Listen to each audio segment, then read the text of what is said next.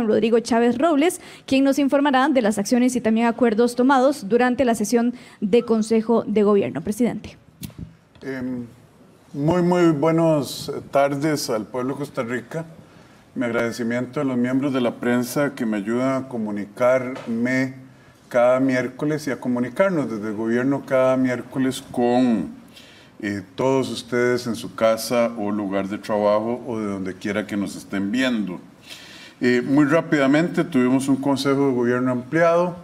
Eso significa que estuvieron todos los jerarcas de las instituciones autónomas, así como los ministros y ministras.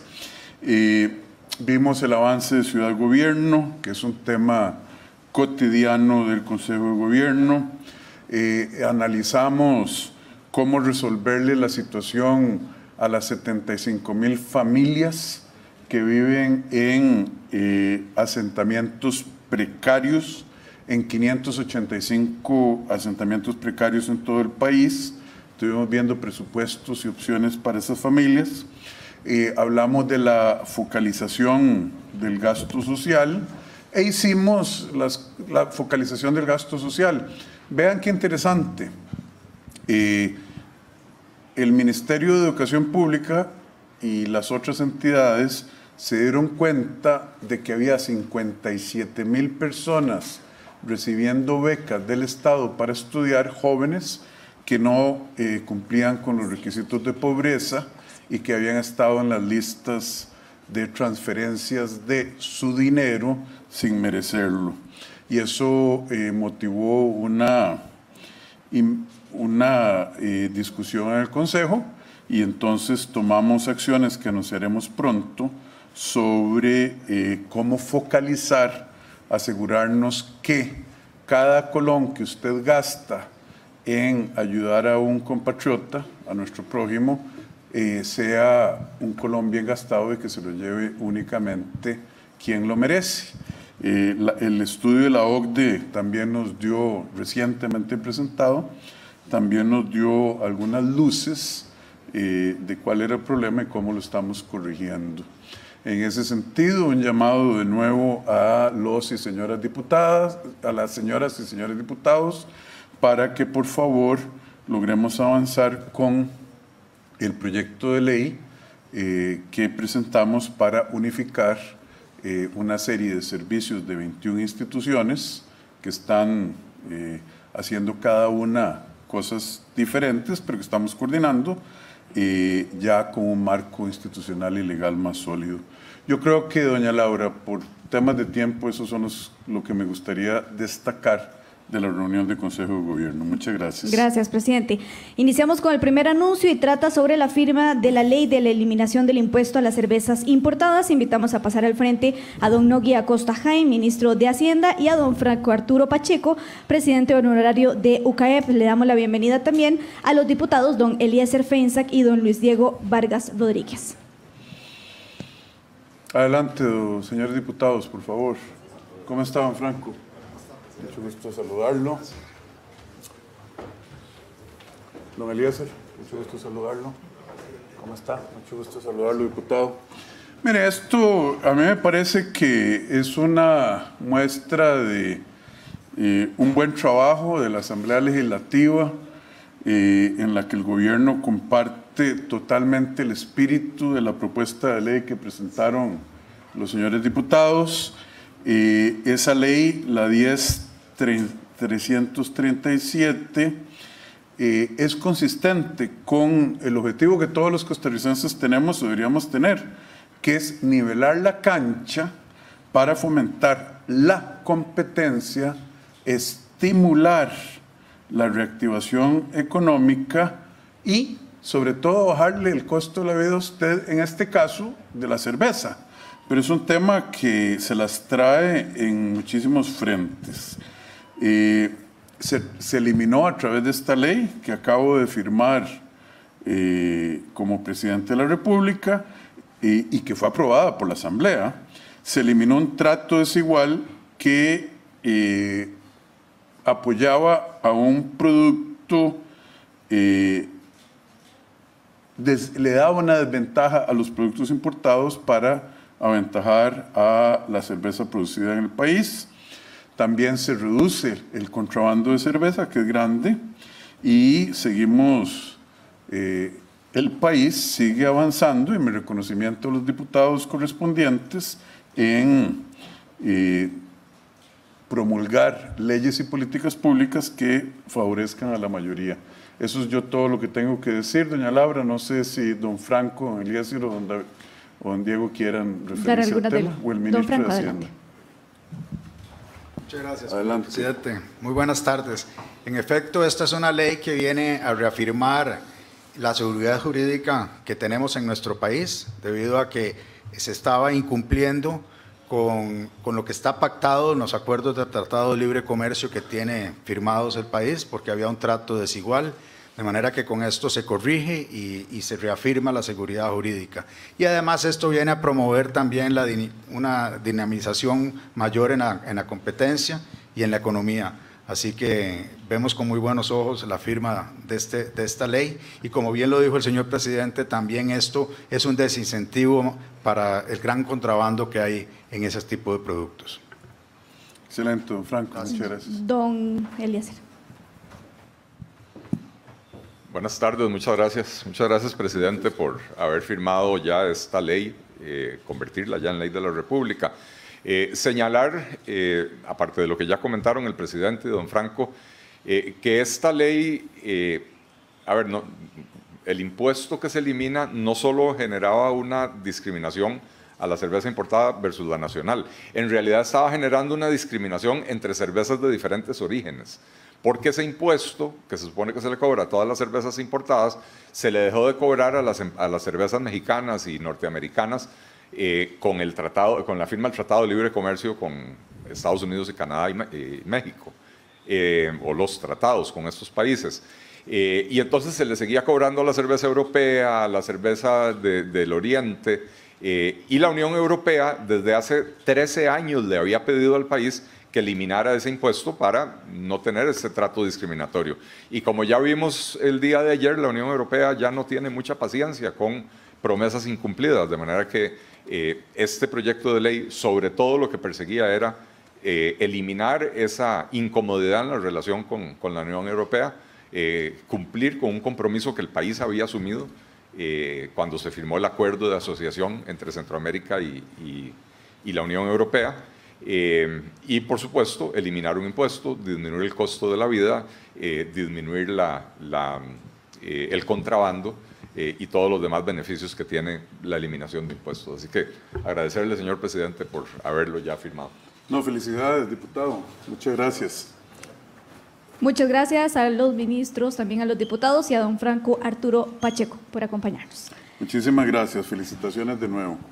Continuamos con el segundo anuncio, y este trata sobre la ampliación y actualización de la herramienta Mi Mejor Compra CR del Ministerio de Economía, Industria y Comercio. Por eso invitamos a pasar al frente al ministro de Economía, Industria y Comercio, don Francisco Gamboa Soto, quien nos hará una presentación. ¿Usted la hace o llego yo? Un comentario muy rápido. Sus comentarios son primero. Muy bien. Vean, costarricenses, a ustedes les cuesta mucho ganarse cada colón.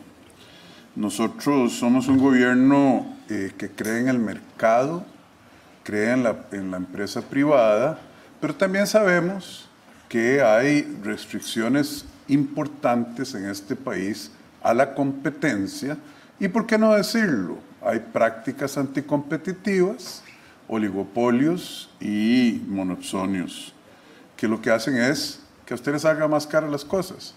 ¿Cuál es una manera muy fácil o la manera más fácil? Estamos considerando otras, pero la más fácil para que usted se defienda es ayudándole a que sepa quién vende qué más barato y dónde. Así de fácil. Y el 7 de diciembre lanzamos una aplicación que se llama Mi Mejor Compra CR. Eso no le fija el precio a nadie. Eso lo único que le dice a usted es el make, que antes se dedicaba solo a, digamos, sesgadamente hacia la producción y no hacia los consumidores, está monitoreando el precio de los productos de la canasta básica para que usted sepa a dónde le va a alcanzar mejor su platica. Entonces, empezamos con 94 comercios, ya vamos por 134, de diciembre acá añadimos 40 más, pasamos de 32 cantones a 44, ya en las 7 provincias del país, y yo lo único que les digo es, vamos a seguirles acordando de mi mejor compra CR para que usted no bote su plata, ni tenga que andar para arriba y para abajo viendo dónde me venden el arroz más barato, dónde me venden la cerveza más barata, lo que usted quiera consumir, porque usted es soberano de sus gastos. Entonces, yo le tengo ambiciones grandes al ministro de que lo podamos hacer por un app telefónico, ahora está en la página del MEIC. Pero ministro, cuénteles usted los detalles y defienda su platica. Muchas gracias, ministro. Gracias, señor presidente. Mientras van poniendo las diapositivas, tal vez hacer 2 comentarios generales. El primero es que pese a que la inflación, el crecimiento en los precios viene siendo cada vez menor, de hecho que la inflación interanual al cierre de enero fue la menor, la más baja desde abril del año pasado, y desde septiembre del 2022, cada mes esa inflación interanual ha venido siendo menor. A pesar de eso, esta herramienta no pierde vigencia, porque si bien es cierto, fue diseñada en la cresta de la ola, sigue siendo totalmente vigente, pertinente y necesaria. Esta herramienta ya se puede descargar para que todo el mundo la tenga en su celular. Nada más. ¿Para el celular? Sí, señor. Excelente. Ingresan a la página que al final de mi presentación, la última diapositiva, se las voy a decir, la página. Ingresan ahí y pueden bajarla para que les aparezca ya como un icono en su celular. O pueden hacer la consulta directamente ahí en la página web. Quería mostrarles 2 ejemplos. Un ejemplo es de frijoles negros de primera calidad. Y si me pasa la anterior, esa por favor. Ahí, como ven en la pantalla, escogimos San José, provincia, el cantón de Pérez Celedón, ahora que vamos para la región Brunca, para este ejemplo escogimos un cantón perteneciente a la misma, producto, frijoles negros de primera calidad y presentación, porque se puede escoger también la presentación, 800 gramos. Entonces, uno escoge esas 4 variables y la siguiente, el sistema le devuelve, digámoslo así, y ahí, por ejemplo, hay 4 supermercados que en ese cantón tenían la presentación y el producto que yo escogí. Y aparecen rankeados del de menor precio al de mayor precio. Y aparece la marca también, para que la gente sepa cuáles marcas estamos comparando y tome sus decisiones de manera libre e informada. En este ejemplo, por ejemplo, vean que el ahorro que puede la señora o el señor que ocupa comprar frijoles negros en Pérez Celedón significa un ahorro de un 31%, por ejemplo, entre la observación más barata y la observación más cara. El más caro es Palí, le sigue Walmart, después le sigue Mega Super y el más barato es Lufer Supermercado. Eso es lo que dice ahí, ¿verdad? Así es. Ok. Interesante, y una tercera parte casi de diferencia. Así es, un ahorro de una tercera parte. Eso es datos recopilados ahora entre el 31 de enero y el 3 de febrero. El siguiente ejemplo, por favor.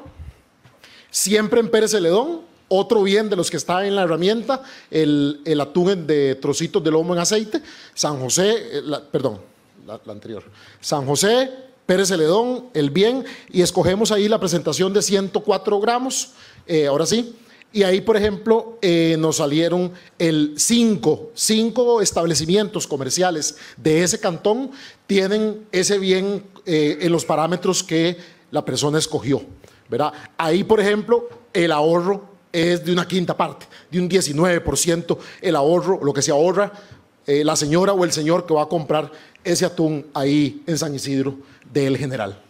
Y la última diapositiva es reiterar, para que no se les olvide, la página web en la que se puede descargar el aplicativo.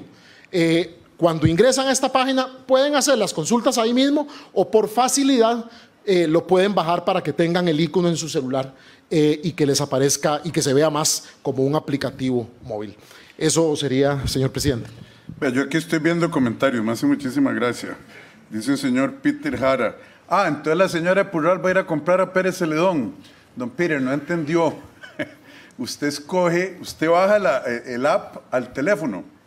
Y si usted vive en Purral, o la señora Purral, que ella sí va a saber usar el app, se va a meter provincia de San José, Cantón Goycoechea, o si trabaja en el Cantón Central de San José y quiere ir a comprar los frijolitos, el atún, antes de irse para la casa, pone el lugar que a él le interesa y el producto, etcétera. No hay que ir a Pérez Celedón para usar esto, nada más una aclaracioncita. Ministro, me encanta que me haya hecho quedar mal diciendo que ya está en el teléfono. Yo no sabía que lo podía hacer en el teléfono. Lo felicito, seguimos, pero vean, cada cierto tiempo les vamos a ir recordando, porque estamos ampliando el número de comercios, el número de cantones y el número de productos. Muchas gracias. Con gusto, presidente. Continuamos con el tercer anuncio y es sobre las acciones de dragado en Puerto Caldera para facilitar la llegada de embarcaciones turísticas y mercantiles. Invitamos a pasar al frente a don Franz Tattenbach Capra, ministro del MINAE, también a don Whitman Cruz Méndez, presidente ejecutivo de INCOP. Por mientras, vamos a observar el siguiente video.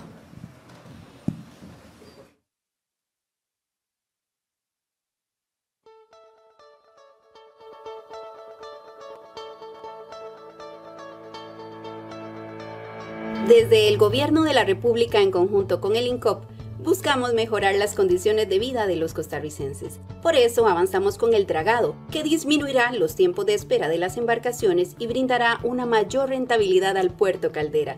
4 nuevas máquinas permitirán modernizar el puerto con mayor tecnología y digitalización, reducir los contaminantes, ahorrar en combustibles y aumentar el rendimiento de carga y descarga. Reafirmamos nuestro compromiso trabajando, decidiendo, mejorando. Le damos la bienvenida también al ministro de Obras Públicas y Transportes, don Luis Amador. Muchas gracias. Este es un tema que a todos nos afecta. Ustedes saben que Costa Rica consume muchas cosas importadas y producimos muchas cosas con insumos importados. Si colapsa el puerto de Caldera, la calidad de vida y la prosperidad de los costarricenses va a sufrir de una manera verdaderamente dramática. Estando yo recién llegado a Zapote, en junio, creo, del año pasado, se me presentaron aquí, creo que fueron 12, no aquí no, allá en Zapote, 12, 14 cámaras diciendo, presidente, hemos pateado el tarro tanto que tenemos miedo de que Caldera colapse. Nos movimos, a pesar de las insinuaciones e intrigas de muchos, para asegurar que Caldera no va a colapsar, no porque Caldera colapse, sino porque colapsarían las exportaciones que salen de ahí. ¿Y qué pasa con eso? Lo van a despedir a quien trabaje en cualquier industria que exporte desde Caldera. Porque el productor que importa insumos, fertilizantes, lo que sea que importa, va a tener que despedir a gente si ese puerto no funciona.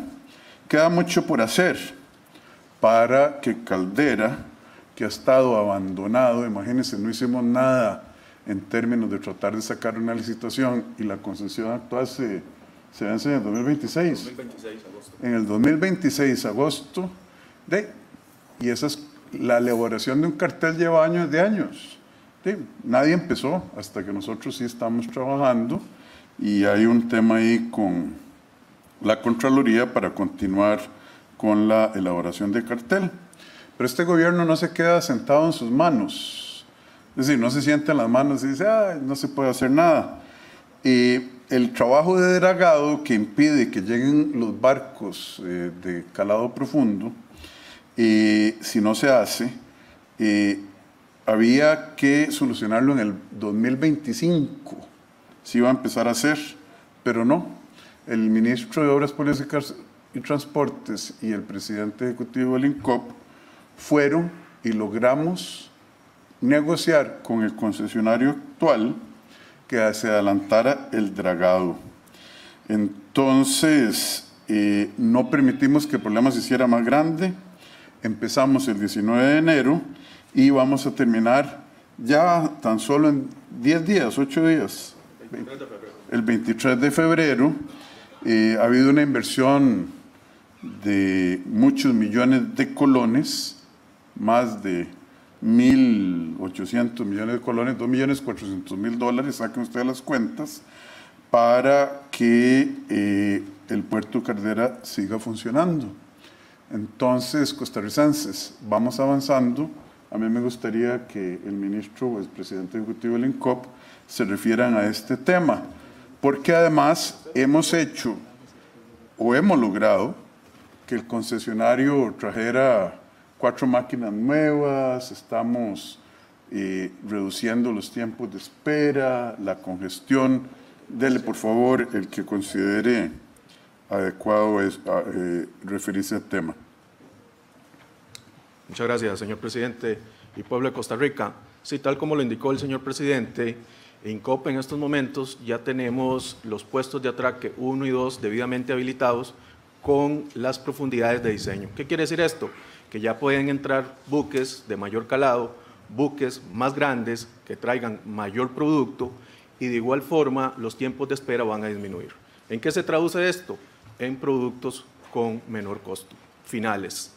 De igual forma, esta inversión fue de casi $4 millones y también, además, hay una inversión de $2.400.000 para 4 Reach Stacker nuevos, que son cargadores que apilan los contenedores en el muelle o en los patios de los muelles. ¿Qué trae esto? Bueno, mayor productividad, mayor eficiencia operativa. Tal como lo dice el señor presidente, pues estamos trabajando y estamos tratando de sacar adelante el puerto Caldera, que fue abandonado por muchos años. Muchas gracias. Muchas gracias. Y lo importante, no coman cuento. Aquí lo que estamos tratando de hacer es que a usted le baje el costo de la vida o que no se le desbarate sus condiciones de vida por una falla en un elemento de infraestructura vital para el funcionamiento económico del país. Esto es reactivación económica de manera de vacuna, porque el puerto venía deteriorando su desempeño y era importantísimo mejorarlo. Don Luis, ¿algo más? Muchísimas gracias. Gracias a los jerarcas. En el cuarto anuncio hablaremos sobre el avance en el proyecto de la nueva terminal de cruceros y marina turística en Limón. Invitamos a pasar al frente a doña Susi Winchin, presidenta ejecutiva de Habdeba. Por mientras, vamos a observar el siguiente video. A dar un gran salto a la promoción económica del turismo, uno de los principales motores de desarrollo del país. La terminal Hernán Garrón Salazar se transformará en una nueva terminal de cruceros y marina. Este proyecto tiene una extensión de 27 hectáreas, en donde se atenderán cruceros y embarcaciones deportivas como los yates. Es todo un plan maestro que representa un cambio urbanístico en la ciudad de Limón. La nueva terminal de cruceros y marina en Limón contempla a corto plazo la construcción de nuevos edificios para la atención de cruceristas y desarrolla además locales comerciales, restaurantes y un mercado de artesanías. También hoteles, estacionamientos, zonas de integración y la primera marina turística del Caribe costarricense. Somos el gobierno de las nuevas realidades para Limón. Estamos trabajando, decidiendo, mejorando. Felicidades Habdeba en su 60 aniversario. Muy bien, Limón, estamos trabajando para generar más empleo en esa provincia, hacer de esa ciudad en el Caribe un foco de atracción turística e inversión internacional. Y aquí entonces ya estamos empezando con ese proyecto que ustedes vieron, que va a generar empleo, va a generar divisas, va a generar oportunidades para los jóvenes que hoy no existen y que lamentablemente tenemos que reconocer muchos han tenido o han escogido incursionar en el campo, en campos de ilegalidad y particularmente el narcotráfico. Demasiados, uno que fuera es demasiado. Entonces estamos haciendo los estudios de factibilidad para lanzar la competencia para que este proyecto que ustedes vieron, la Marina Turística en el Caribe, que tiene una inversión de 850 millones de dólares, se haga una realidad para todos los limonenses y los turistas que vengan, pero especialmente para los limonenses. Hicimos esto, anunciarlo hoy, porque el sábado Limón, Habdeba cumple 60 años, y yo creo que este es el tipo de cosas que debió haber hecho Habdeba durante esos 60 años. Así es que, doña Susi, por favor, tenga la bondad, la presidenta ejecutiva de Habdeba. Muchas gracias, don Rodrigo, y muchas gracias a todos los que nos están viendo en este momento. Efectivamente, estamos esta semana de celebración. Habdeba cumple 60 años de aniversario este sábado. ¿Y por qué desaprovechar la oportunidad? Más que nada, estamos aprovechando esta ocasión tan especial para hacer el lanzamiento de la publicidad oficial del proyecto de la Marina y Terminal de Cruceros, que es muy importante para nuestra provincia. Eso va a generar ingresos indirecta y directamente. Promueve el trabajo, vamos a tener una terminal completamente diferente, vamos a tener condominios, centros comerciales, vamos a tener un mercado artesanal, vamos a tener diversas maneras de poder ofrecer más reactivación, más empleo, y además vamos a tener una marina, cosa que nunca hemos tenido. Actualmente el proyecto se encuentra con un avance del 90%, ya se encuentra en Setena, estamos esperando la viabilidad ambiental de CIMAT para el próximo mes, marzo, y aproximadamente esperemos tener un resultado favorable de la viabilidad ambiental para el mes de abril. Este proyecto, a cómo va, el informe final se debe entregar en un mes. Estamos proyectando que del 2024 al 2026 todo Costa Rica lo va a ver con sus propios ojos. Si usted lo ve, usted lo crea. Vea ese video y vea lo que se aproxima para Limón. Es algo completamente maravilloso. Muchas gracias. Entonces, doña Susi, para ser así específicos como somos nosotros, sí, señor. ¿El estudio de factibilidad lo termina en? El estudio de factibilidad se termina hasta que tengamos las dos viabilidades, la de CIMAT y la de Setena. De acuerdo, pero esos son procesos, deme una fecha. Ajá. Nosotros estamos estimando que para agosto ya tenemos todo listo. ¿Y cuándo lanza el concurso? Porque a mí me han venido a visitar ya varios grupos de empresarios internacionales que dicen, y yo les creo porque son gente conocida, que tienen 850 millones de dólares listos. Lo que más bien están diciendo es, ¿cuándo inicia el concurso? Nosotros tenemos previsto que antes de finalizar este año ya estemos publicando el cartel. De hecho, ya estamos trabajando en un reglamento de alianzas estratégicas. Ok. Bueno, hay que apurarse, porque Limón no debe seguir esperando. Ministro, ¿algo más? Usted que ha estado en esto también muy metido. Tal vez mencionar que esto es parte de los compromisos de buscar proyectos que sean semillas que puedan devolver el desarrollo a Limón. En este caso es una semilla no solo de empleo, sino de regeneración urbana de la ciudad, y vendrá acompañado de otros proyectos como parte del plan de la región que el gobierno está trabajando. Esto es reactivación económica, costarricenses, la de verdad. Muchísimas gracias, los felicito. Y a doña Susi, no afloje, si lo podemos hacer antes de fin de año, mejor. Sí, señor. Ahí vamos a estar monitoreando. Es más, lo voy a poner ya ahora que Ciudad Gobierno empieza ahorita, vamos a sacar Ciudad Gobierno a la agenda de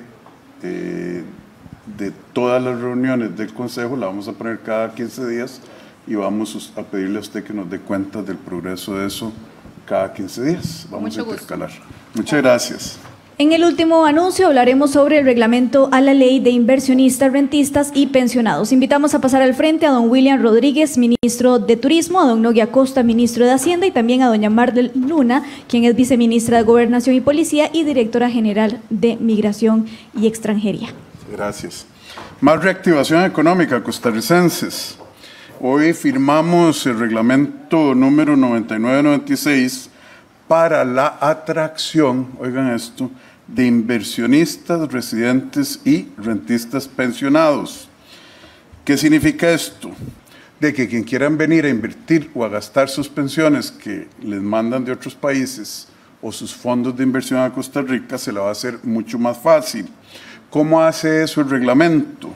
El reglamento estableció las condiciones para las personas extranjeras que inviertan no menos de 86 millones de pesos. Si usted invierte 86 millones de pesos en Costa Rica, le vamos a hacer las cosas más fáciles para que viva aquí. Así es. Vamos a crear, el reglamento crea o regula las ventanillas preferenciales para este tipo de solicitudes en la Dirección de Migración y Extranjería.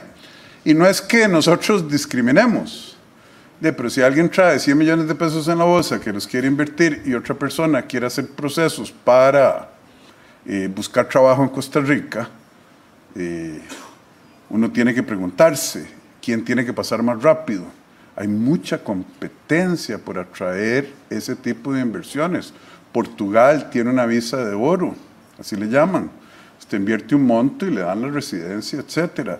Irlanda la acaba de quitar, creo, la visa de oro, pero hay muchísimos países, bueno, no me hagan caso sobre Irlanda, hay muchísimos países que compiten no solo por la gran inversión extranjera, como hacemos nosotros, zonas francas, etcétera, sino que ahora por lo que es una inversión de menor dimensión, pero que en el agregado de ello podría ser enorme. De 100 millones en 100 millones, decía un tipo muy simpático, dice, hablando de millones en millones en millones, vamos a hablar ya de mucha plata pronto. Imagínense, 100 millones, 86 millones mínimo para entrar. Les estamos reduciendo la cantidad de trámites, se lo estamos haciendo mucho más fácil, controla las exenciones tributarias que les correspondan, menaje de casa, etc. Acuérdense que nosotros firmamos el año pasado la ley de nómadas digitales y emitimos el reglamento, ambas cosas. Es parte del mismo tema, solo que en una dimensión diferente de reactivación económica, atracción de inversión, generación de empleo. A ver, por favor, cuéntenos un poquito más, don Nogui, don William o la señora doña Marlene. Efectivamente, señor presidente, estamos muy esperanzados con la firma del decreto sobre el reglamento a la ley 9996 para la atracción de inversionistas, residentes rentistas y residentes pensionados. Nosotros seguimos dentro de la Dirección General de Migración y Extranjería con el proyecto Migración para el Desarrollo y la Reactivación Económica del País, que sumado al tema de nómadas digitales, de charteo y en los próximos días un par de categorías más, estaríamos desde la dirección generando las condiciones adecuadas para generar aún más inversión y reactivar la economía del país, atraer más turistas y facilitar los trámites, aligerando los procesos desde la Dirección General de Migración y Extranjería. Esto hará que el país sea competitivo en el área, como acaba de indicar el señor presidente. Doña Marlene, la felicito y felicito al ministro presidente ejecutivo del ICT, ministro de Turismo y ministro de Hacienda.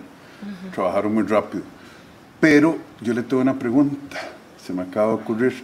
¿Se acuerda que yo le había encargado, y perdón que la agarre así de improviso, pero ese es mi estilo, ¿se acuerda que yo le había encargado bajar el tiempo de espera con puerta de avión a salida de los aeropuertos? Sí, sí. ¿De cuánto a cuánto pasó? Porque viera que los empresarios me están hablando bien de usted, pero no le había preguntado ni estaba para anunciarlo hoy. Cuénteme. Gracias a Dios, señor presidente, hemos sido exitosos en el anuncio que hicimos en julio pasado sobre la reducción de los tiempos en los aeropuertos Internacional Juan Santamaría y en el aeropuerto Daniel Oduber. Pasamos de 2 horas 10 de entrada al país a menos de 1 hora. Incluso en algunos tiempos de entrada máxima de personas estamos logrando 35 minutos, presidente, en promedio. Eso es un éxito país. Y igualmente en los tiempos de salida. Pasamos de 2 horas 10 a menos de 1 hora, y ahí estamos también siendo muy exitosos. Con mucho orgullo le damos este anuncio al país, porque realmente lo estamos logrando. Esto ha constituido una coordinación interinstitucional de todos los que trabajamos en los aeropuertos en conjunto con las compañías que administran nuestros 2 principales puertos de entrada al país de varios meses, pero estamos demostrando que si ponemos a todo el personal a trabajar y hacemos reforzamientos, cambios en los horarios de los funcionarios y en una serie de medidas que hemos implementado, sí podemos lograr esa meta de que las personas duren menos de 1 hora en su paso por el aeropuerto. Imagínense 2 horas y media ahí, su primera impresión en Costa Rica, muchas veces pegados. ¿Qué van a poner en Facebook? Qué bonito el aeropuerto, eso no nos atrae turismo. Es cuestión de gestionar, como dice la señora directora de Migración, cambiamos horarios, pusimos gente, cambiamos las filas, hasta quitó el famoso sello del pasaporte. Así es. Y las 3 preguntas, presidente. Las 3 preguntas, ¿dónde vive? ¿Para dónde va? Etcétera. Si usted es tico, pase. Y no había ninguna obligación, y hasta el sello ya no se lo ponen para evitarse un paso. La felicito y perdón que la agarrara así, pero ven, manejando las cosas, administrando, no hablando humo. Muchas gracias, los felicito. En este momento iniciamos con las consultas de los medios de comunicación y iniciamos con Rodrigo Guevara de NS11. Buenas tardes, señor presidente. Por acá. Sí, señor. Don Rodrigo, vieras que nos gustaría conocer ¿cómo fue el trabajo que empezó a asumir usted en el tema de la lista de la Unión Europea? Porque nosotros hablamos con el exministro de Hacienda, donde él nos dice que ya usted tenía conocimiento sobre esta situación desde la anterior administración, y también el ministro Nogui Acosta. Entonces, ¿qué pasó en ese punto? ¿Por qué no se asumió un rol rápido en esa materia? Y además que los diputados también se enteraron hasta hace poco. Entonces, nos gustaría conocer un poco sobre esa situación. Mire, yo no quiero pelear con nadie, no me gusta.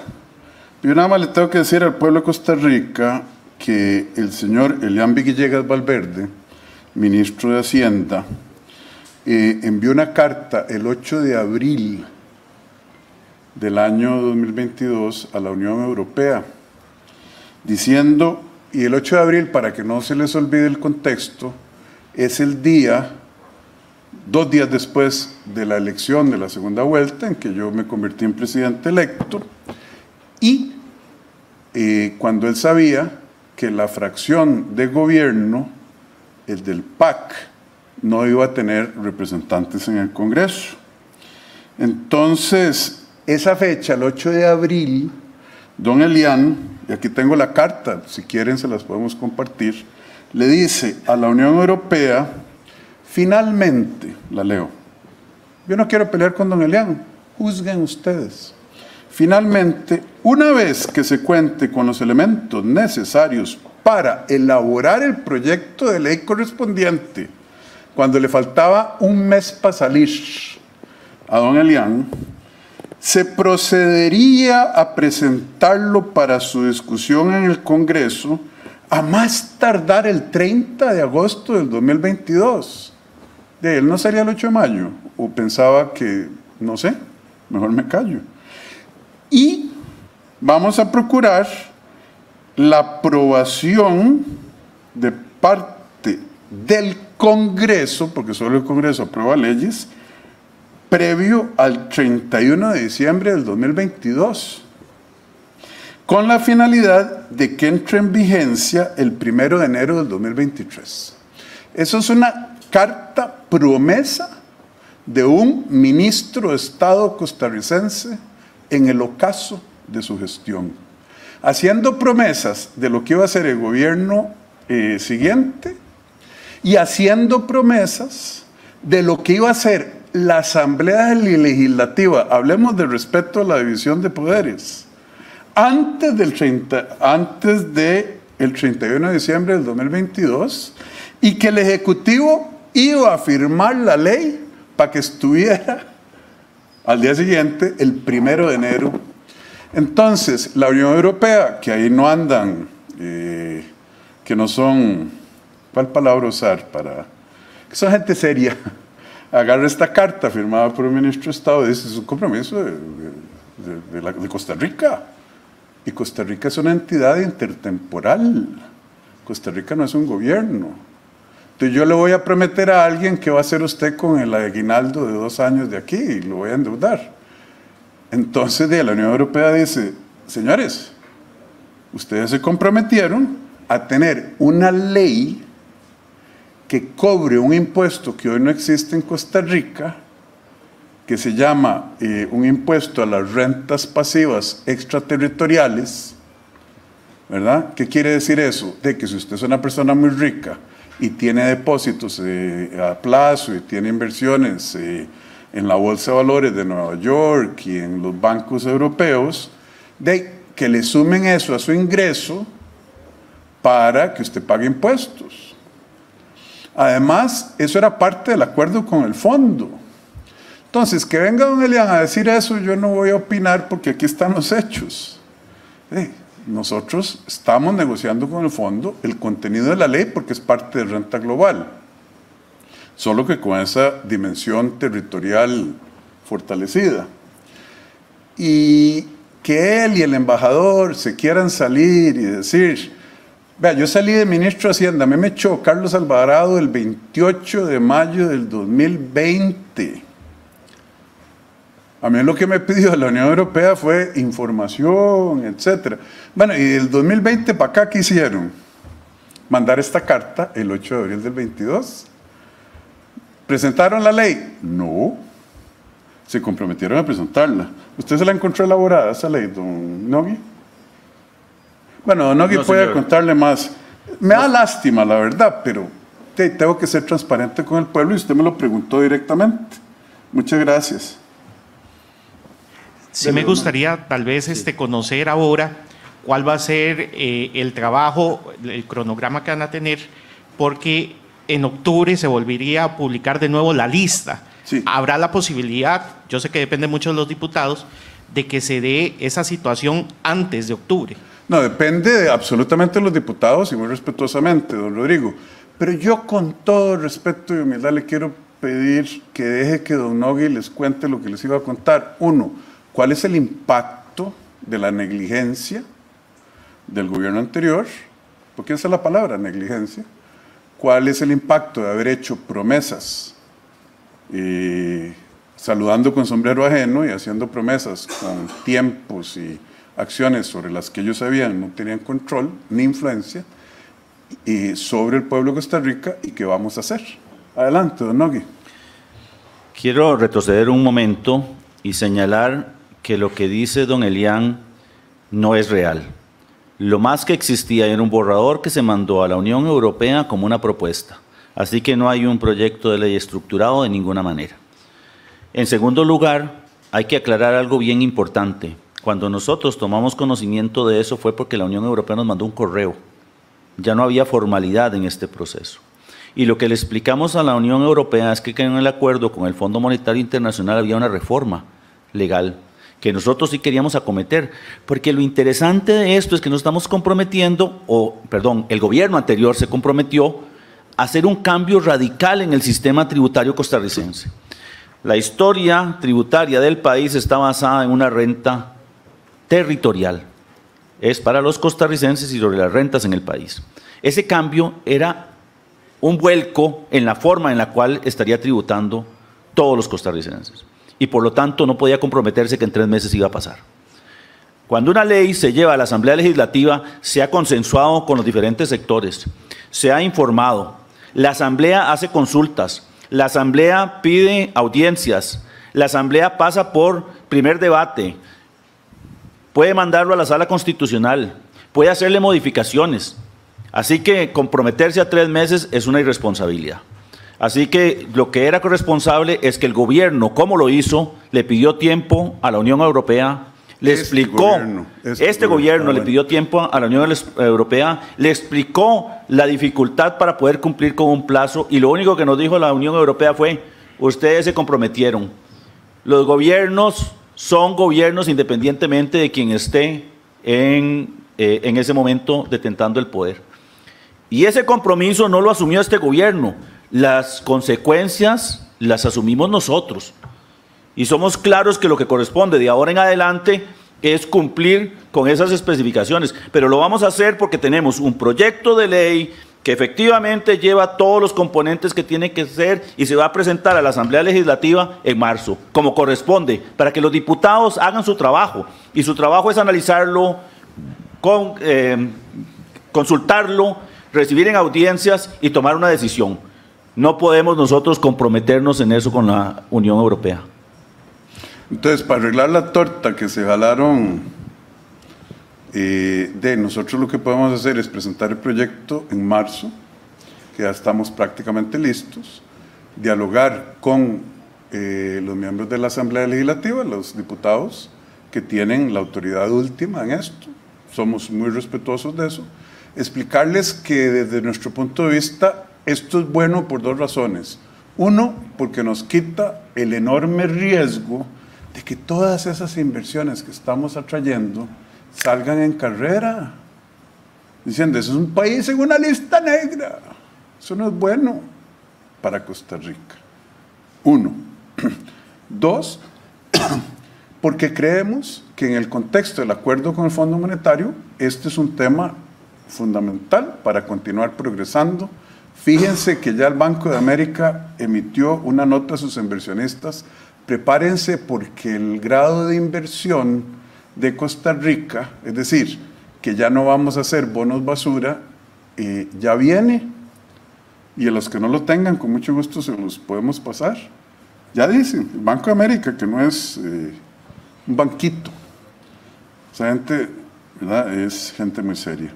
Y tercero, creemos que la ruta que hemos logrado de ir bajando la deuda pública, dándole estabilidad a la macroeconomía, le sirve a todo el país. Entonces ese va a ser el diálogo. No hacer promesas escondidas un 8 de abril en una carta de que yo no sé si el presidente anterior la vio o no, pero que es a todas luces una irresponsabilidad de parte de quien la firmó. Muchas gracias, don Nogui. Continuamos con Carlos Mora, de CR Hoy.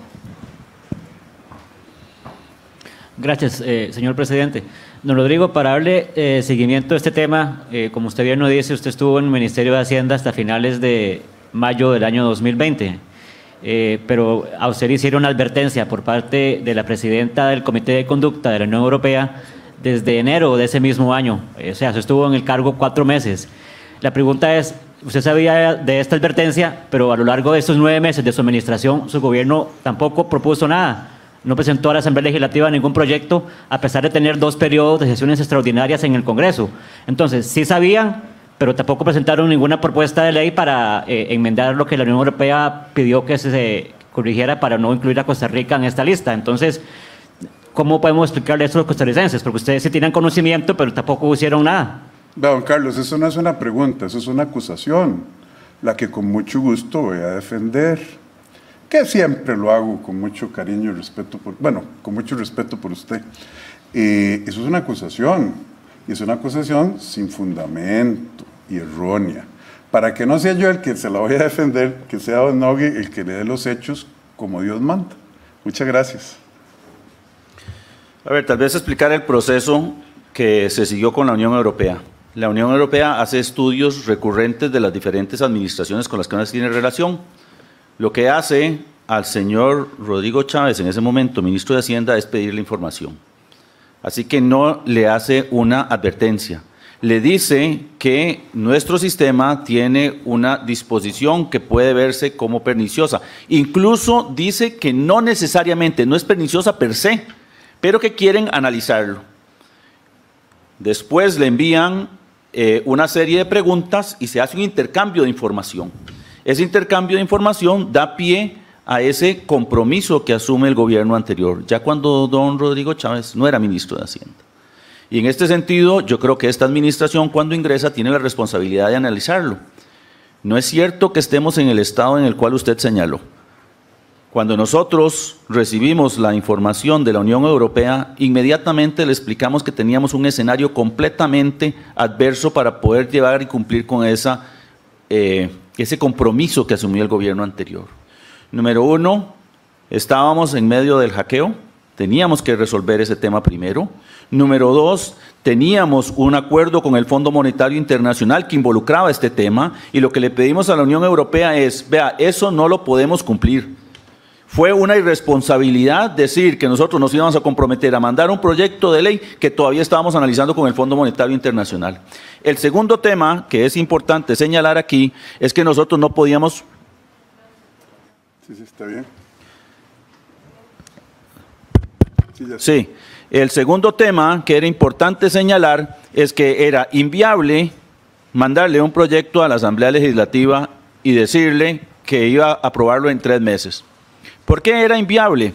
Por 3 razones importantes. Número uno, ya lo señalé, es un cambio radical en el modelo de tributación costarricense. Número dos, porque nosotros no podemos comprometer a la Asamblea Legislativa en la obligación de aprobar una ley que cambiara radicalmente. Y número 3, resulta que la Sala Constitucional en esos días resolvió que sí se podía aplicar esta norma por una resolución de la Sala Primera, y lo primero que hizo la Asamblea Legislativa fue presentar un proyecto de ley de interpretación auténtica para definir que teníamos territorialidad. Entonces usted se imagina que le íbamos a decir a la Unión Europea que nosotros íbamos a presentar un proyecto en esa dirección y la Asamblea venía en la dirección contraria. O sea, la irresponsabilidad es asumir compromisos que no se discutieron con los sectores que se iban a ser involucrados. Lo segundo es que no es cierto que había un proyecto de ley establecido. Y lo tercero es que la Unión Europea fue intransigente en los plazos precisamente porque las promesas se cumplen. Las promesas que uno hace, no las que hacen otros. Bueno, ¿tiene alguna pregunta de seguimiento a su acusación, don Carlos Mora? No, señor presidente, no hay ninguna acusación, simplemente los hechos están claros. A usted se le notificó a finales de enero, a mediados de enero, de esa advertencia, como ustedes la quieran llamar, y bueno, el gobierno no presentó en 9 meses en ningún periodo de sesiones extraordinarias ningún proyecto para solventar esta necesidad y ahora le achacan la responsabilidad a don Elian. Entonces yo digo, ¿dónde está el costo político para esta administración? Bueno, dichoso don Elian que usted lo defiende tanto, los hechos están claros, pero no son como usted los usa, que no me sorprende. Muchas gracias, don Carlos. Seguimos adelante. ¿Puedo decirle algo, don Carlos? El costo político lo estamos asumiendo, ir a poner la cara a la Asamblea Legislativa a explicarle a los diputados las consecuencias de una promesa que no era nuestra. Y además, convocar a los empresarios y decirles en la condición en la que estamos. Ahí está el costo político. Me parece que los otros ya no tienen forma de asumirlo. No, está muy bien. Está bien que don Carlos tome su posición de defender las acciones del gobierno anterior. Yo respeto la libertad de prensa. Seguimos, doña Laura, por favor. Continuamos con don Gonzalo Correa de La Reacción. Buenas tardes, señor presidente. Ahí está, don Gonzalo, ¿cómo está? Bien, usted por razones de salud uso la mascarilla, pero aquí me descubro para que me conozca, señor presidente. Sí, señor, un placer saludarlo. Bueno.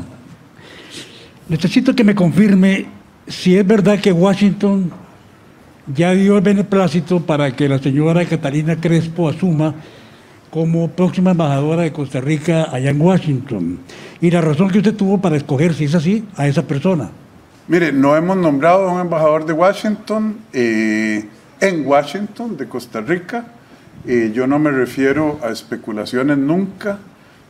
Cuando lo nombremos o la nombremos, anunciaremos a la persona y, como he hecho todo el tiempo, la justificación de por qué esa persona nos pareció idónea. Muchas gracias. Gracias. Gracias. Continuamos con Kenneth Meléndez de El CINAR. ¿De qué, perdón? El CINAR, presidente. Don Kenneth, por favor.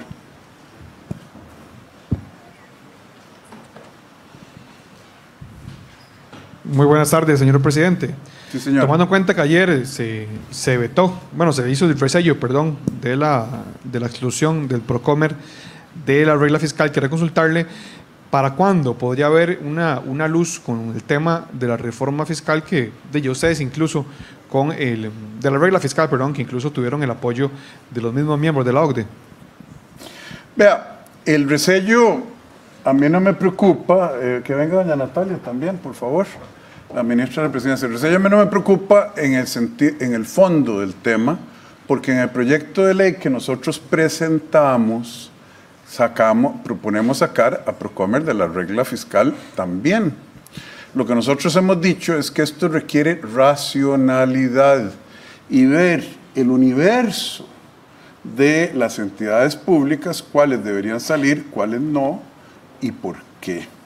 La Asamblea, por razones que debería usted preguntarles a ellos, pero que yo interpreto, los amigos institucionales, el lobby, escogió sacar a unos y no a todos, y entonces, bueno, que yo quería que Procomer saliera, ya salió, pero quedan muchos, queda el CNP, que estamos teniendo problemas, queda hasta, bueno, muchas entidades, las empresas del Estado que generan sus propios recursos y que no tienen una carga fiscal. Yo quisiera preguntarle tal vez a doña Natalia dónde estamos, porque está pegado ahí desde hace mucho tiempo. Dele, doña Natalia. Presidente, muchas gracias. Efectivamente, no sé si estoy tapando aquí a Nogui, pero bueno, efectivamente tuvimos un acercamiento con la Comisión de Asuntos Hacendarios directamente con su presidenta, doña Paulina Ramírez, el día de ayer, para eventualmente agilizar el trámite del proyecto de ley 23.330, que es el de la regla fiscal que menciona el señor presidente. Como bien dice, queremos hacer una reforma integral que incluya entes públicos no estatales, el tema de las donaciones, otros aspectos como sentencias judiciales y demás, y queremos lograr un acuerdo eventual o una dispensa de trámite del proyecto sobre lo que todos los diputados estén de acuerdo para agilizar que esto sea ya una realidad y evitar que se estén saliendo uno a uno. No sé si el ministro quiere comentar algo al respecto sobre este tema y esta reunión. Muchas gracias, señora ministra. Nogui. A ver, señalar o reiterar lo que acaba de decir la señora ministra y el señor presidente. No consideramos razonables que saquemos a Procomer de manera individual y dejemos a los colegios profesionales incluidos ahí. No consideramos que eso sea razonable si también dejamos incluidos al ICAFE, que cumple una función importante, sobre todo estas entidades que no tienen un impacto desde el punto de vista fiscal. Mal hacemos con estarlo haciendo de manera individual, porque no solamente significa un trabajo para la Asamblea, sino también un lobby, que tiene implicaciones desde el punto de vista práctico. El segundo tema es que yo creo que tenemos el pragmatismo necesario para poder, dentro de la base del proyecto que tenemos hoy presentado, avanzar en aquello en lo que estamos de acuerdo. Y yo creo que ese es el camino que vamos a tomar, así que no vemos con recelo para nada el hecho de que haya dado el resello de Procomer. Lo que sí siempre fuimos claros es que queríamos que fuera integral y no a algunos que, como decimos en otros lares, dígalo. Que el que tiene más galillo traga más pinol, ¿verdad? No, hagamos las cosas parejas para todos. Sí, el que tiene más galillo traga más pinol, y aquí hay 3 que han tragado más pinol que los otros. Pero uno como gobierno tiene que velar por el interés de todos, no solo por los que tienen contactos, influencia política. Pero seguimos el diálogo, somos muy respetuosos de la Asamblea. Ojalá la mesa de trabajo, ¿verdad, doña Natalia, lo vea como lo vemos nosotros? ¿Y café? ¿Por qué hay café ahí? Dígame. Colegios profesionales, ¿acaso que usted les pasa la plata, no? Ni un 5. Ni un 5 de impuestos. Ahí están amarrados sin poder gastar. Bueno, muchas gracias. Continuamos con Graving Granados de Diario Extra. Presidente, ¿qué tal? Muy buenas tardes. A raíz de la salida de la señora ministra de Educación, doña Jocelyn Chacón, el pasado martes, quería consultarle de salud, de la señora exministra de Salud, quería consultarle si ha existido alguna comunicación con organizaciones internacionales o si el gobierno de Costa Rica ha planteado la posibilidad de algún cambio en la línea que se está trabajando hoy día en esta materia sanitaria. De ser así, ¿de cuáles? Y tal vez si nos puede comentar un poco sobre si ha existido ese tipo de conversaciones. Vea, nosotros, doña Jocelyn y el gobierno general, ha seguido muy de cerca la posición de la OPS y de la Organización Panamericana de la Salud y de la Organización Mundial de la Salud. El debate dentro de Costa Rica se ha circunscrito únicamente a la obligatoriedad de la mascarilla y a la obligatoriedad de la vacuna contra COVID-19. En el resto, no ha habido debate de las políticas de salud pública, ha habido debate de quitar los monopolios de las medicinas, de quitar la tramitología, etcétera, etcétera, pero eso es aparte. Entonces, el gobierno de la República nunca ha tenido un debate con la Organización Panamericana ni con la Organización Mundial de la Salud. Nosotros lo que hemos dicho es que Costa Rica es una excepción con un puñado de otros países en obligar a niños y adultos a vacunarse contra su voluntad, porque la Organización Panamericana de la Salud y la Mundial de la Salud, que sí tienen científicos de altísimo vuelo, opinan diferente a la Comisión Nacional de Vacunación, que es, en el caso de los organismos internacionales, que la vacuna esté disponible para quien así lo quiera hacer, vacunarse, pero que no se amarre la gente, no se le quite el trabajo, no se despida para quienes no quieren vacunarse. Eso es lo que dice la OPS y la OMS. La bronca, el ruido, el escándalo es un grupo que fundamentalmente, que es la Comisión Nacional de Vacunación, que fundamentalmente es un rezago del gobierno anterior, insistiendo que si usted no se vacuna, aunque no quiera, hay que quitarle el trabajo, hay que echarlo del gobierno. Y nosotros no queremos hacer eso.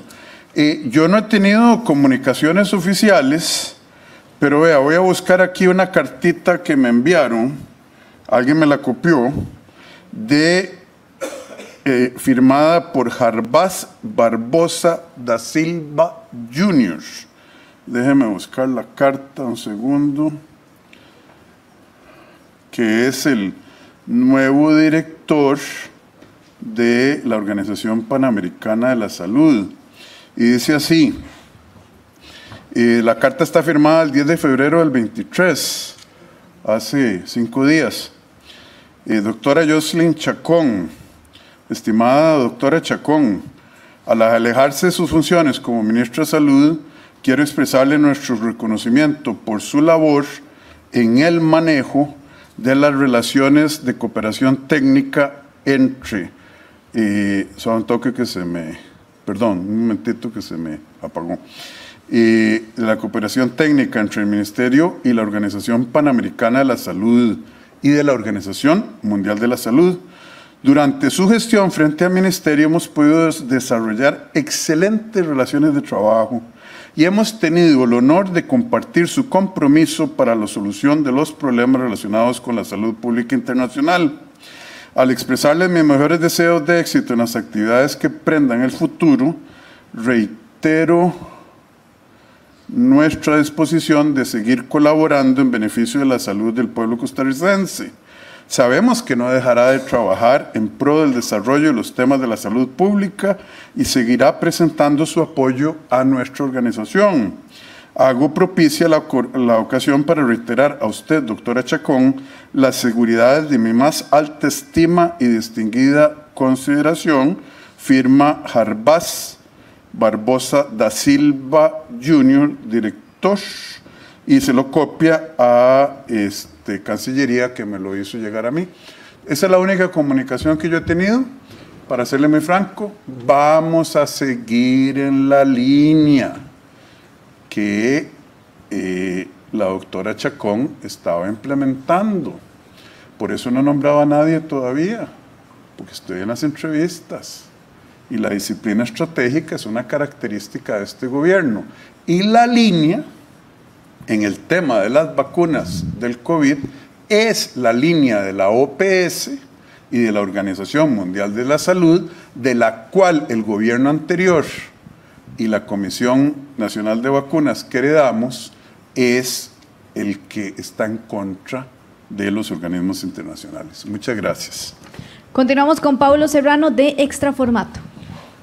Presidente, ¿qué tal? Buenas tardes. Para servirle, don Pablo. Gracias. Le quería consultar con el tema de un nuevo contrato que se está hablando ya con el tema de las tobilleras electrónicas y que hace menos de una hora lo confirmó el Ministerio de Justicia y Paz. Sí, Gracias.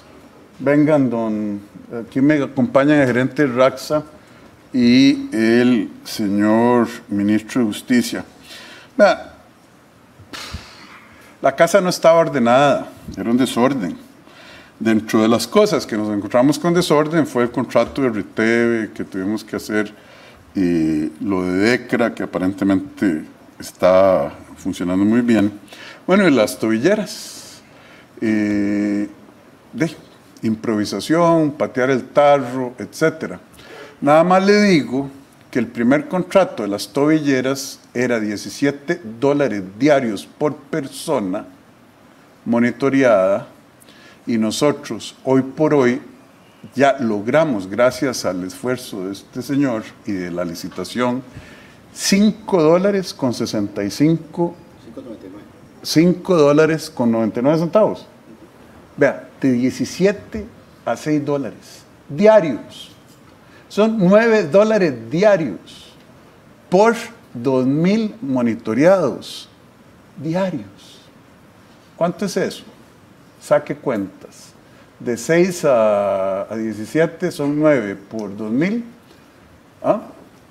De 6 a 17 son $9 por cabeza, ¿no? 11. Bueno, lo que sea. Yo es que en estas conferencias ya, como no he almorzado, se me baja el azúcar y... Vea, por 2.000, que son más o menos los monitoreados. ¿Cuánto es eso diario? Cuéntenme. 20 y pico mil $20 diarios. Así estaba nuestra administración pública.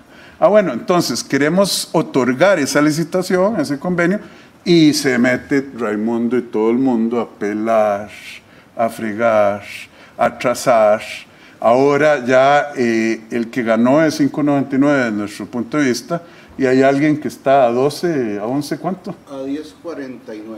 A 10.49, casi el doble, apelando y atrasando. Y nosotros no podemos tener a 2.000 personas sin tobilleras, son delincuentes, por algo tienen medidas cautelares. Entonces, ¿qué hacemos?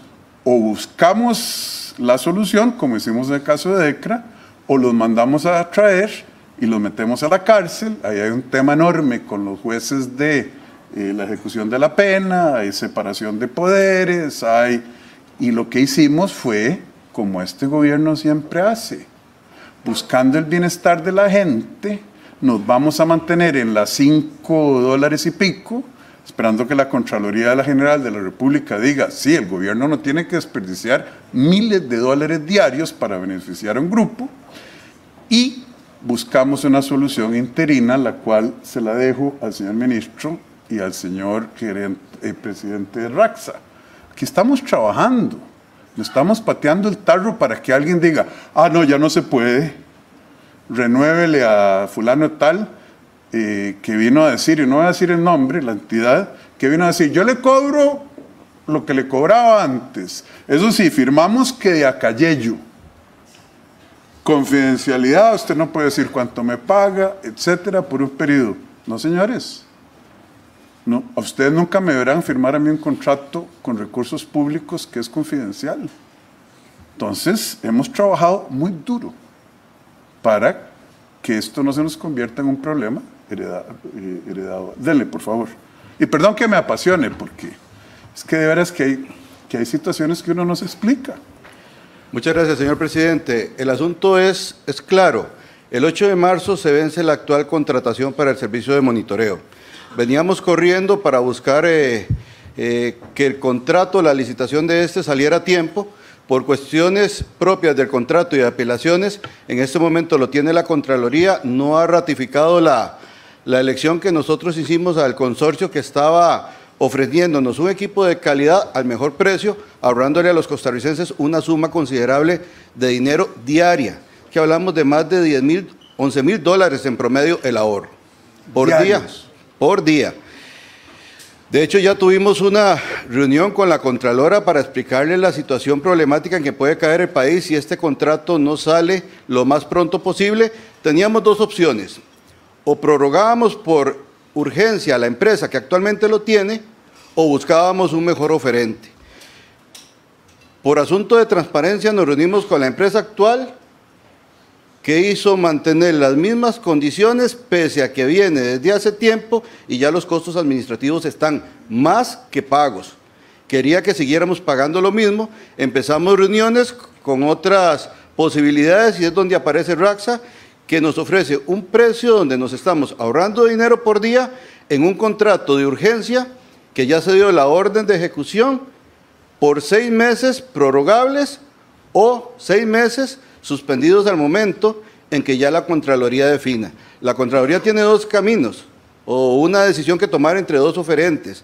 Nos preocupa la elección porque no es justo que Costa Rica siga pagando un precio donde en el mercado internacional son precios un 100% más barato de lo que se paga actualmente o un 200% más barato de lo que se pagó originalmente en el 2017.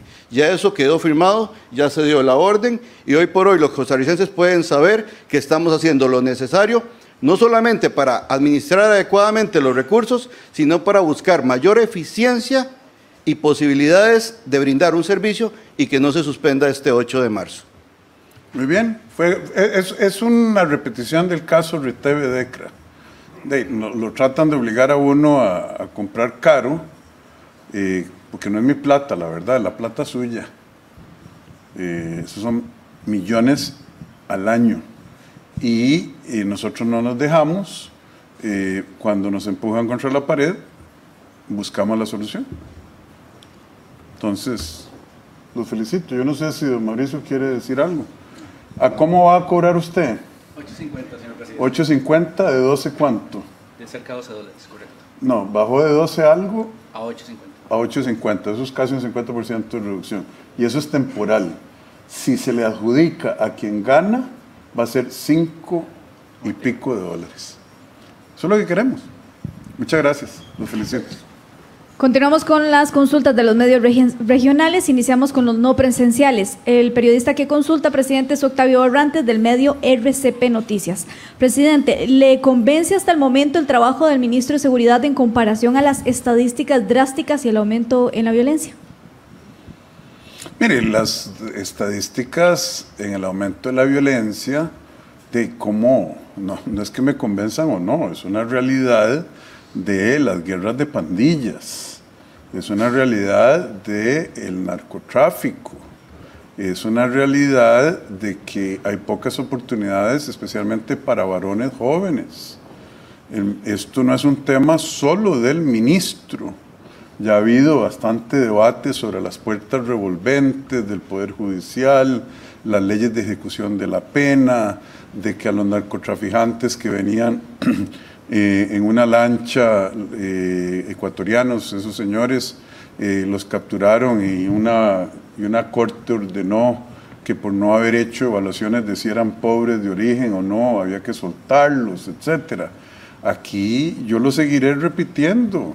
Si no nos ponemos a trabajar el Poder Judicial, el Gobierno y la Asamblea Legislativa para cambiar lo que es hay gente que habla de cahuetería extrema. Bueno, hacer las cosas un poquito más firmes. La policía y el OIJ muchas veces agarran a estos maleantes, porque no hay otra palabra, y de ahí al día siguiente los sueltan. Entonces, la pregunta es, si los problemas son estructurales y de esa naturaleza, yo puedo cambiar al ministro. ¿Y qué va a cambiar? Yo le he dicho, ministro, ¿por qué no entramos con tractores a destruir ciertos búnkers? Ah, no, es que ya en el año tal, la sala tal se pronunció de que eso era excesivo y ahora hay que usar cámaras para hacer requisas en las penitenciarías. Bueno, costarricenses, tenemos que pensar cuál es el bien mayor que tenemos que proteger. Y eso requiere no un cambio de un ministro, sino primero un cambio de mentalidad, un cambio de leyes y un cambio de los procedimientos de las autoridades judiciales. Y sí, es muy frustrante. Sí, entonces yo en lugar de lo que le dije, en lugar de pensar en votar al ministro, que es lo que pareciera que este señor pregunta, Yo lo que le dije es, bueno, como tenemos Ruta del Arroz, que está funcionando muy bien, Ruta de la Educación, que acabamos de lanzar, tráigame una ruta contra los crímenes violentos, porque en las otras estadísticas, yo sé que la gente la siente, robo, etcétera, pero en esas estadísticas no es donde está el clamor, así que es que lo pone sordo a uno, por la violencia entre jóvenes, producto de ajustes de cuentas y pleitos territoriales de las bandas criminales. Continuamos con Eduardo Rojas de Nativa TV Indígena. El Estado costarricense no consultó los límites de los territorios indígenas y dejó, según el INEC, al 65% de indígenas desprotegidos, así como sus territorios ancestrales fuera. ¿Qué interés, presidente, tiene el gobierno de ayudar a la población indígena? Vean, solo para que todos estemos en la misma página. El tema de los territorios indígenas es un tema que surgió en el año 1977 cuando doña Karen Olsen, siendo diputada de la República, pasó una ley de territorios indígenas. Ningún gobierno hasta la fecha, ningún gobierno hasta la fecha había puesto un solo colón, oigan esto, desde el 77, no había puesto un solo colón de presupuesto para compensar a gente que compró en algunos casos tierra con título, plano catastral, que compró tierra cuya transacción fue visada por el CONAI, diciendo dele, y que el Registro Nacional ejecutó la transacción. Así estamos. Está la ley que le da derechos territoriales a los indígenas sobre esos territorios, son 24, y hay gente que dice, hasta el CONAI dijo, dele a la transacción, yo compré de buena fe. Y hay pronunciamientos de la Sala Cuarta y los tribunales, la Sala Primera, el Tribunal Agrario se ha pronunciado, etc. Yo voy a ir. Entonces, la respuesta a quien pregunta es absoluto compromiso del gobierno. Yo voy a ir a negociar con ambas partes esta semana y la que sigue voy a estar en el sur. Llevamos un plan que ya no es hablada, lleva dinero para compensar. Estamos comprando o utilizando más bien 1000 hectáreas para negociar con las personas no indígenas que tengan derechos de propiedad, digamos, como los que acabo de describir, de buena fe, para tratar de cambiarles y llevarlos a otra localidad. Deje eso en paz, véngase para acá. Les vamos a advertir a ciertos grupos indígenas minoritarios que están queriendo tomar la ley en sus manos, incitados por extranjeros y gente de ideologías contrarias a la de la mayoría de la población de Costa Rica, a hacer tomas forzosas, matando ganado, macheteando ganado, incendios. Ya ha habido 2 muertes, lamentablemente, y esa bronca el gobierno de Costa Rica se la está comiendo, es una bronca dura, y yo voy para allá personalmente a ver si le ponemos coto a esto, porque se nos puede salir de la mano. Yo le hablé a la mesa indígena, la declaramos de interés nacional en agosto. Yo les dije, ya no se puede seguir posponiendo, tráigame la plata, tráigame el plan de acción, tráigame cuánto vamos a invertir en vivienda en esa zona, y a eso voy, a proteger la paz de este pueblo, dándole la cara yo. No estoy mandando un viceministro de paz, va el presidente de la República, así es que espérenme y ahí podemos hacer más anuncios. No sé si usted quiere agregar algo más. No, ser claro que con puesta en marcha de la mesa, que viene trabajando el tema, se tienen ubicados los dineros, se tienen ubicadas las propiedades, pero todo se va a trabajar con un acuerdo de paz entre todas las comunidades indígenas. Si ellos deciden actuar de manera voluntaria o de manera de hecho por la fuerza, el asunto se judicializa y ahí ya no puede actuar el gobierno. Entonces, por eso es importante la visita que va a ser liderada por el señor presidente, donde ya se han tenido reuniones con los 6 territorios en la zona sur y ya estamos trabajando también en la zona de Huatuso. Entonces, venimos con pasos que antes no se daban y con resultados que están siendo visibles. No, y a decirle la verdad, tenemos que comportarnos como costarricenses. Yo no sé si alguien que va y le quema la casa a alguien en una recuperación forzosa de territorio no se da cuenta que eso se judicializa, se va a un tribunal a dormir el sueño de los justos. Entonces lo hacen porque quieren recuperar o porque quieren atrasar. Hay ideologías en este país que son ajenas a la mayoría de la población y hay gente muy activa. Tienen el derecho en nuestra Constitución de expresar sus ideas, pero no tienen el derecho de tomar la ley por sus manos. Muchas gracias. Continuamos con don Rodrigo Moya, de Acontecer Espartano y algo más. Muy buenas tardes, señor presidente. Un placer de verdad compartir con usted acá en esta conferencia de prensa. Señor presidente, algunas organizaciones como la Cámara de Turismo, la Cruz Roja, los bomberos, el hospital, el Monseñor Sanabria también, y alguna gente del sector de comercio y pescadores están mostrando un gran interés para que se abra o se dé la reapertura de la pista de aterrizaje allá en Chacarita, en Punta Arenas. ¿Qué conocimientos tiene de eso usted, señor presidente? Ninguno, no lo he discutido, pero vamos a ver si el ministro de Obras Públicas y Transportes está disponible. No es un plan que me hayan presentado, por serle franco, ¿para qué le voy a mentir? Este fin de semana, señor presidente, allá en Punta Arenas, viernes, se están organizando hay una actividad ahí en que están planeando este gobierno y nos contaban que el señor ministro, don Luis Amador, de esto sabe. Le hago la consulta ahora que él está aquí. Don Luis, el campo de aterrizaje de Chacarita. Sí, correcto. El campo de aterrizaje de Chacarita está abandonado, en mala condición. Se le están haciendo las medidas de protección. Es un terreno ahí a la par de Chacarita, de un montón de habitaciones. Es complicado, más bien esa pista. Yo hablé con la ministra de Vivienda para ver si se puede utilizar para algún tipo de vivienda vertical o algo que se pueda utilizar para lo que conversábamos hoy justamente en el Consejo de Gobierno, tratar de darle una mejor posibilidad a las personas que habitan ahí de acceder a una vivienda mejor, porque como pista de aterrizaje, primero es limitada por la distancia, segundo,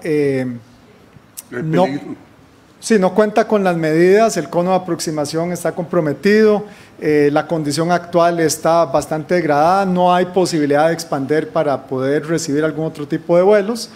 Y le confieso, yo inicialmente mi intención era ver si se podía rescatar o hacer algo, pero después de hacer todas las valoraciones como campo de aterrizaje, eso no es factible, y más bien lo que se podría pensar es para soluciones de vivienda, pero no horizontal, ¿verdad? Tratar de dar algo un poco más vertical y más bien agarrarlo a la gente que se trasladó y donde desocuparon, habilitar algunas cosas verdes o algo ya un poco mejor, pero ya esto es competencia del Ministerio de Vivienda si ellos quieren utilizar ese terreno. Está claro, no vamos por razones de seguridad a reabrir la pista de Chacarita. El ministro muy noblemente quiere colaborar a la solución social con ese terreno, pero de la seguridad pública, el artículo 50, creo que es de la Constitución, obliga al gobierno a velar por la salud y bienestar de los costarricenses. Muchas gracias, ministro. Presidente, tenemos la última consulta de Alan Jara, Noticias Alan Jara. Muchas gracias, señor presidente, por la oportunidad. Saludos a usted y, por supuesto, un saludo a todos los que están pendientes de la conferencia de prensa. Le traslado la pregunta que nos llega de la Asociación Procarretera sobre esta importantísima vía hacia la zona norte. Nos dicen ellos, ¿sigue siendo prioridad la carretera San Carlos? ¿Se podrá finalizar en este gobierno? ¿Pueden aclarar cómo está el asunto del presupuesto para el tramo central y también la punta sur, pero además el mantenimiento para la punta norte? ¿Se va a realizar prontamente las expropiaciones? Si nos pueden indicar sobre esto. Gracias. Yo voy a nada más darle la primera parte de la respuesta. Es una prioridad absoluta y estamos comprometidos. Ya yo fui a ver esa carretera. Logramos sacar la ley que nos permite construir la carretera y compensar los daños en el humedal La Culebra. Ministro, ¿qué sigue? Siguen las expropiaciones, son más de 200 expedientes, se están conformando, hay una habilitación de la Asamblea Legislativa de 8.000 millones aproximadamente, con base a la cual se va a pagar por esas expropiaciones. De hecho, se han hecho reuniones de la Asociación Procarretera con los vecinos, ya se sabe quiénes son, ahora lo que corresponde es expropiar. Una vez que esté expropiado, que eso se hace este año también se va a tramitar lo que es el empréstito con el Banco Interamericano de Desarrollo, que es alrededor de 200 millones de dólares, más o menos. ¿No está aprobado, ministro? No, eso hay que hacer todo el trámite para que esté listo y aprobado a final de este año. Este año el compromiso del Fondo Monetario no nos permite tomar esa deuda, entonces se toma el año que viene, pero se deja todo encaminado este año para poder ejecutar el año que sigue. Entonces, expropiaciones este año, 200 expropiaciones que quedan, inicio de financiamiento este año y inicio de obra el año entrante. ¿Y para cuándo vamos a poder llegar a Ciudad Quesada en esa carretera? Eso se va a echar el 2024, en el 25 podría usted pensar que hacia finales de ese año lo tendría. Falta un aspecto más que se está haciendo este año, que es un estudio ambiental profundo que pidió el Banco Interamericano de Desarrollo, el cual se está trabajando en este momento. Bueno, ministro, de que mis ojos lo vean, porque son 50 y pico de años, don Alan, que está esperando el pueblo de la zona norte. Sí, es el proyecto vial con más durabilidad en el planeta, dicho sea de paso. ¿De verdad? Así es, sí señor. Sí. La palabra no es durabilidad, más pereza burocrática, diría yo, pero durabilidad es que nos dure después de que lo haga el ministro, que nos dure muchos años bien mantenida. Le agradezco la pregunta, pero sí sigue el compromiso, y ahí están los pasos. ¿Me gustaría empezar mañana? Sí, pero la regla fiscal, los límites de deuda que tuvimos que someternos, pero como le digo yo al ministro, el lujo de la secuencialidad es un lujo que este gobierno no se da, entonces tenemos que ir trabajando en paralelo, expropie, consiga financiamiento, esté listo, cambia el año, empieza la carrera. Muchas gracias. De esta manera finalizamos con la conferencia de prensa. Gracias a todos, al presidente de la República y a quienes nos sintonizaron a través de nuestras redes sociales. Que Dios los bendiga. Muchas gracias. Buenas tardes.